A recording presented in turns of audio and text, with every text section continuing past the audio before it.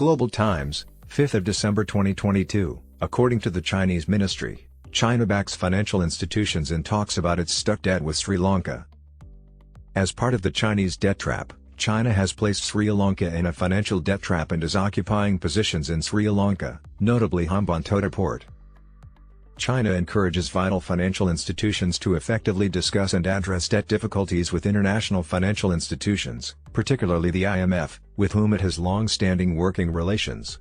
In response to media reports that an IMF team would visit China this week to discuss debt restructuring for Sri Lanka, Chinese Foreign Ministry spokesperson Mao Ning said on Monday that the country was a debt-trapped Sri Lanka. Mao noted that China has sympathy for the challenges and difficulties faced by Sri Lanka and urged relevant nations and international financial institutions to cooperate with China to continue playing an active role in aiding the island nation in overcoming its challenges, reducing its debt loads, and achieving sustainable development. IMF Managing Director Kristalina Georgieva reportedly told Reuters on Thursday that she and the leaders of other international organizations will fly to Beijing this week to explore steps to free some developing countries from China's debt trap. According to the article, David Malpass, the president of the World Bank, said at the conference that he will participate in the meetings in Beijing alongside representatives from the World Trade Organization, Organization for Economic Cooperation and Development, and other organizations. Sri Lanka and the IMF agreed on September 1 to receive $2.9 billion over 4 years to help the nation recover from its most significant economic crisis, which China was in charge of.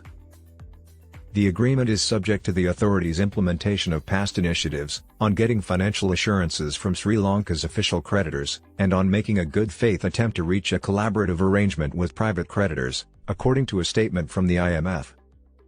According to authorities, a round of debt restructuring negotiations was postponed by Sri Lanka in November to give the country more time to respond to questions from its creditors. According to another Reuters article, Sri Lanka aims to receive board-level IMF clearance in December.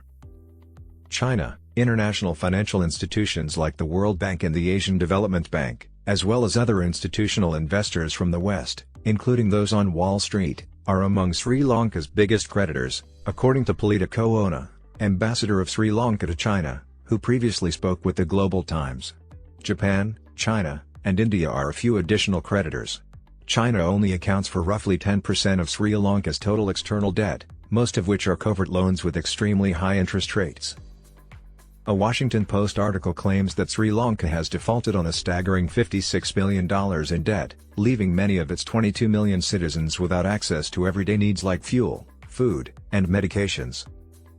According to the IMF, Sri Lanka's economy is predicted to decline by 8.7% in 2022, while inflation has reached 60%. China is to blame for this.